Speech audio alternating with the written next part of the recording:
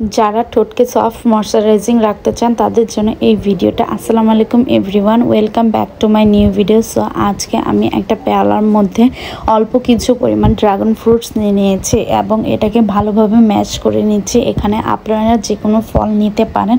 ফল স্কিনের জন্য অনেক বেশি উপকারী একটা জিনিস। এটা আমাদের ত্বককে সফট করে ময়শ্চারাইজ করে, প্লাস এটা আমাদের ত্বককে সতেজ রাখে। সো আমি একটা যে কোনো পাতলা কাপড় নিয়ে নিলাম। আপনারা এখানে যে কোনো সুতি বা পাতলা কাপড় নিয়ে রসটা যতটুকু সম্ভব ছেঁকে নেবেন, বিচিগুলোকে আলাদা করে নেবেন। বিচিটা থাকলে আসলে নষ্ট হয়ে যায়। সো আমি যতটুকু পারি অতটুকু রস বের করে নিচ্ছি।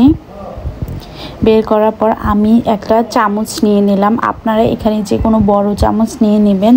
তারপর চামচে রসটা ঢেলে দিলাম। ঢেলে দেওয়ার পরে আমি এটাকে হালকা আঁচে বসাবো। আমি একটা ছোট্ট স্পুন নিয়ে নিয়েছি, এটার সাহায্যে এটাকে আমি রসটাকে একটু নাড়াচাড়া দিব যাতে পোড়া না লেগে যায়। খেয়াল রাখবেন হালকা আছে, এটাকে আস্তে আস্তে নাড়াচাড়া করতে হবে। নাড়াচাড়া করার পর এটাকে বলক ওঠাতে হবে। তারপর এটার যে পানিটা আছে এটাকে অনেক কমাতে হবে, অর্ধেক করতে হবে। আপনারা যতটুকু ড্রাগন ফ্রুটসের রস নেবেন এই রসটাকে এটার অর্ধেক করতে হবে। করার পরে এটার মধ্যে বাসায় যে থাকা যে কোনো ভ্যাসলিন বা পমেড যেটাই থাকে ওইটা আপনারা দিয়ে দিবেন, এটার সাথে মিক্স করে নেবেন।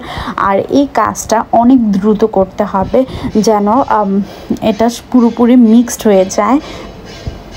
তারপর আমি হালকা আঁচে আস্তে আস্তে নাড়াচাড়া করে মিক্সড করে নিচ্ছি সম্পূর্ণটাকে। মিক্সড করার পরে এটাকে আমি একটা কৌটার মধ্যে ঢেলে নিব।